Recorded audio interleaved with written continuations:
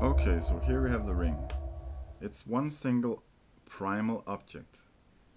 You cannot split it in half or break it. It's it's a single object. It has a finite length, finite thickness, and it's a solid. It can bend, it can twist. It is suspended in nothing. Let's call that nothing space or vacuum. It can move. It can't be stretched. It has no friction.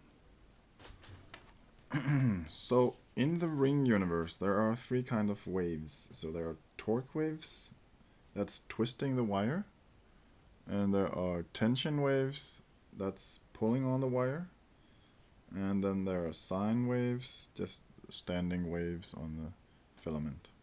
So those are the three basic waves in the ring universe.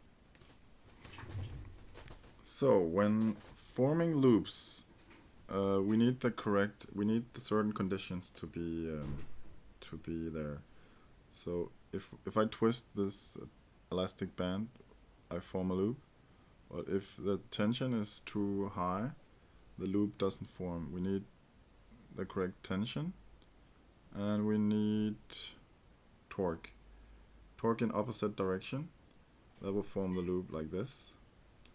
And if we see here, if we have torque like this, we basically form loops in either end. And we call those, one forms clockwise, one forms counterclockwise. So we call those matter and antimatter.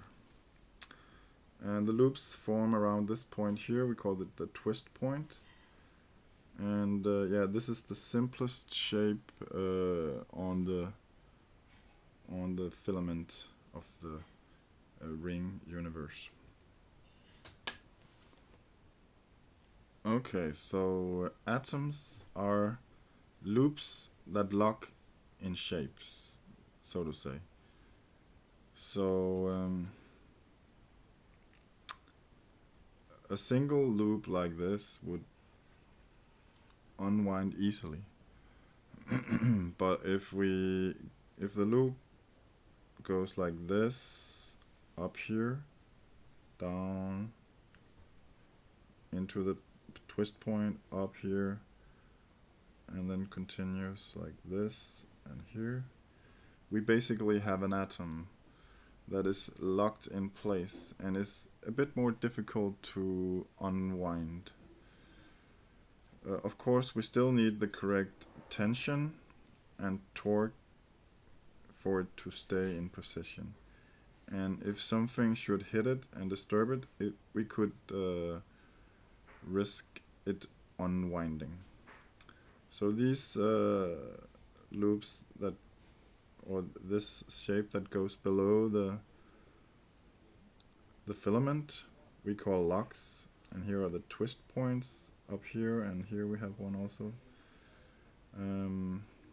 So here's the lock. Here is where it hits the filament line. So that's basically a simple atom. That's it. Okay, so let's look at the universe from the outside again. And here we have, we can see here the filament is starting to really get messy, and we're having rotation occur in different areas.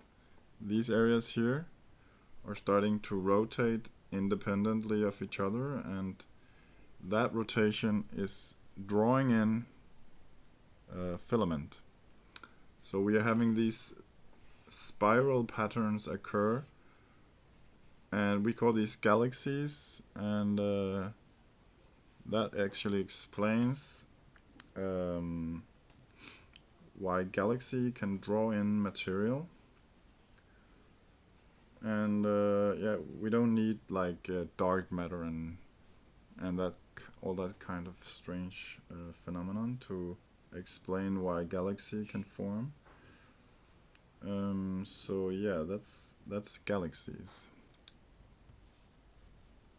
Okay, so here we have a galaxy, and we can see the spiral arms up close, and they extend.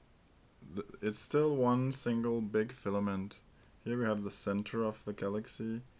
The rotation is going in this direction,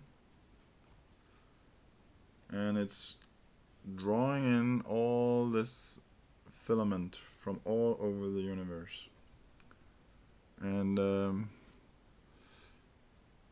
also locally in this galaxy, we have certain areas also rotating around itself, forming solar systems. So these points here are solar systems.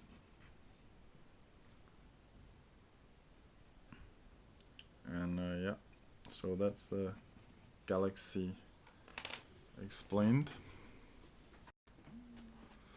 Okay.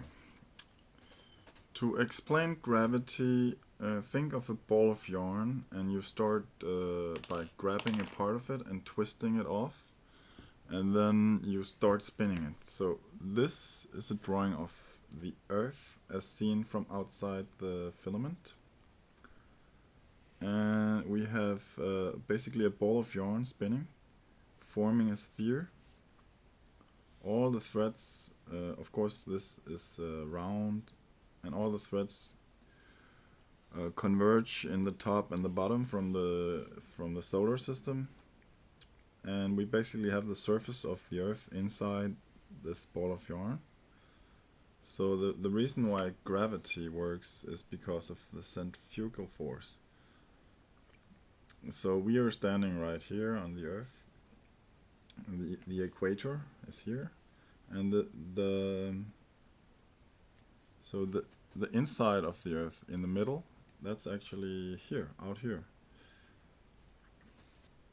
Okay, so let me explain light. So in the ring universe, the filament can be twisted, and when you twist it, you send torque waves, and that's what we call light. So when you twist one place, you send a torque wave in both directions. So for example, here is a drawing of your eye and a laser. The reason you can see the laser when it's pointing at your eye is because the laser is sending out torque waves in the filament. There is a vast amount of filament connected in your eye that is connected to most atoms, or actually it is connected to all atoms in the universe. But of course torque waves and light move at a constant speed, so that's the reason for light having a constant speed. Okay, here is an example of an experiment done by NASA, where they shoot a laser from Earth to the moon, and it goes back again. And the reason that is possible, if it was a photon, the Earth is moving in space, we know that, right? So if it was a photon, when the Earth is moving, the photon wouldn't come back, so we wouldn't be able to get the light back. It takes 1 second, approximately 1 second, for the light to go from the Earth to the moon, and then it needs to go back again. So the Earth is connected to the moon using filament wire, and so that's why we can get a signal back from the moon. There's actually a mirror on the moon that reflects the laser.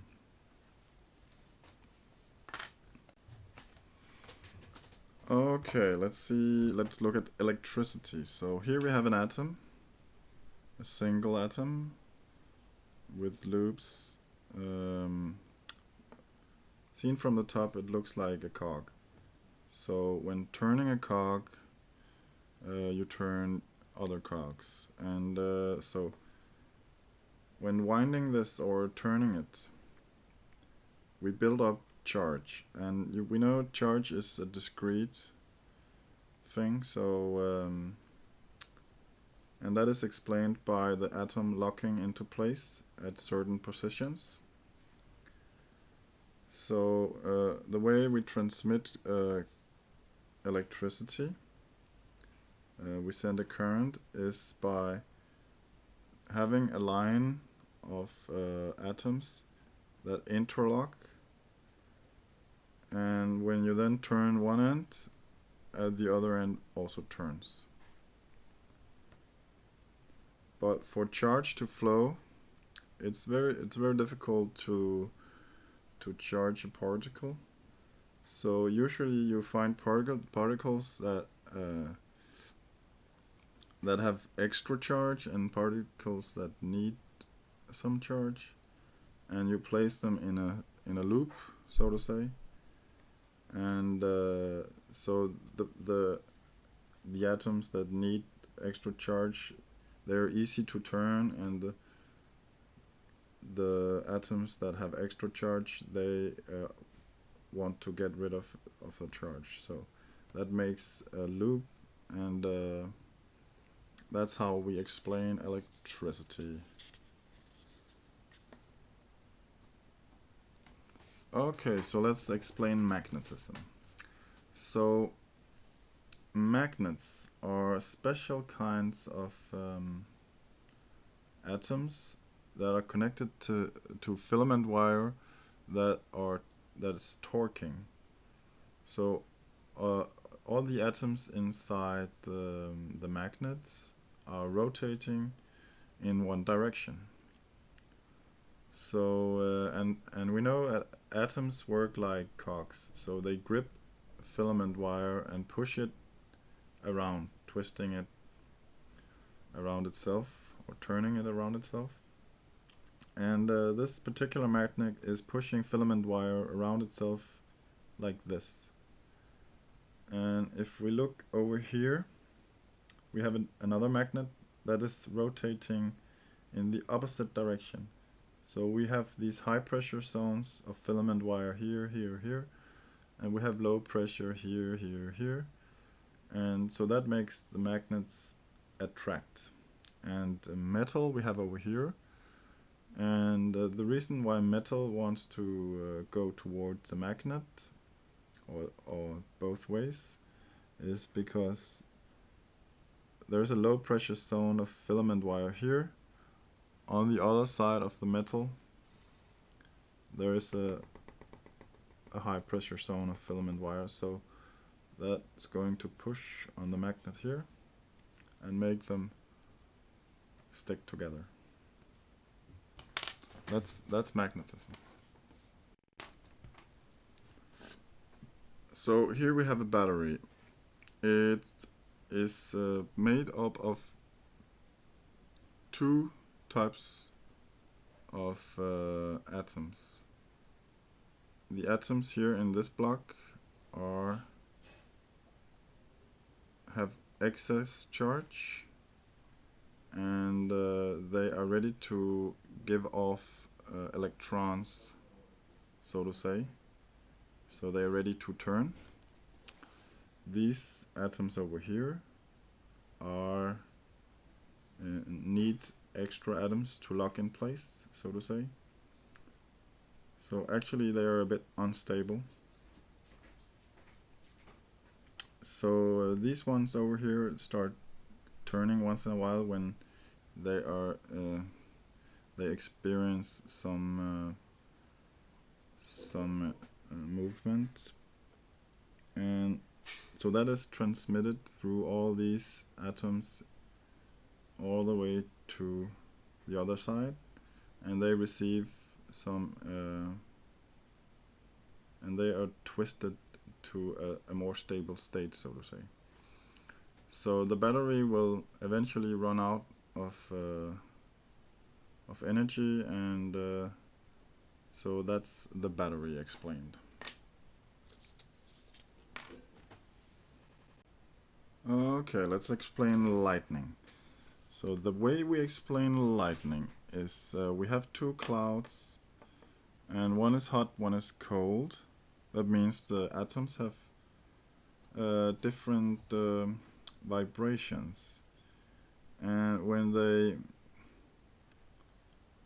they rub against each other, they build up charge, and that's basically just the atom turning into a new position.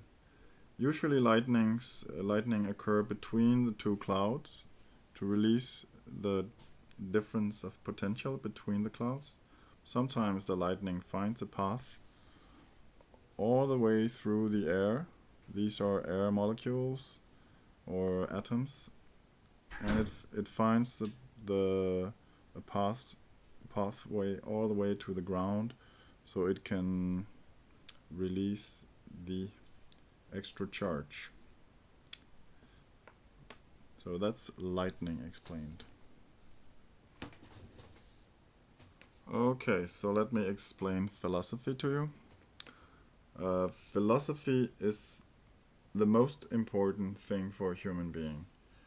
It comes before science, so if you want to be good in science, you need to learn to think first. And the key word to think is reason. And I have found no one better to explain philosophy than Ayn Rand. And she has created a system called objectivism. So if you want to learn philosophy, I recommend studying Objectivism by Ayn Rand.